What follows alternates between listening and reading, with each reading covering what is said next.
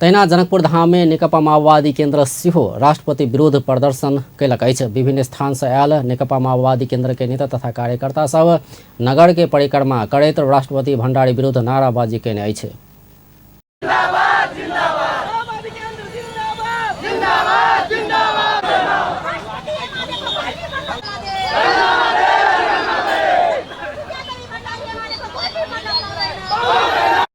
विभिन्न स्थानक परिक्रमा कयने जुलूस नगर के जनक चौक में पहुंच कर कोन सभा में परिणत भेल छल। कोन सभा में नेकपा माओवादी केन्द्र के नेता सब राष्ट्रपति देश के दलदल में फंसाव खोजने आरोप लगौलक अछि।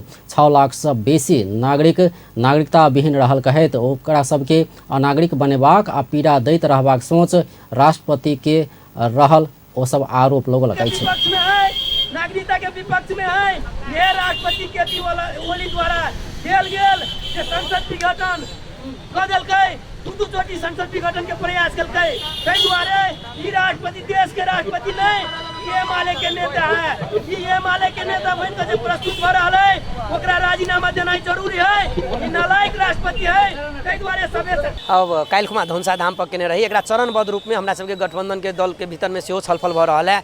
एकरा चरणबद्ध रूप में हम सब आगाड़ी बढ़ाएब। एहि दुआरे कि नागरिकता आवश्यक है। सबसे बड़का चीज एहि देश के नागरिक है जे मान लिया 50 बरस से 100 बरस से 200 बरस से नागरिक बन रहा है, बैठल है, लेकिन वो नागरिकता नहीं पाबि रहा। कतेक बड़का पीड़ा है से बुझ के बात है ना।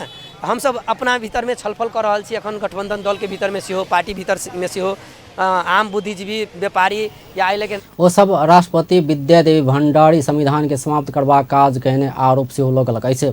संसद से 2 बेर पारित भ चुकल नागरिकता विधेयक के प्रमाणीकरण नहीं कऽ राष्ट्रपति संविधानक उल्लंघन कहने ओकर सबके आरोप अछि।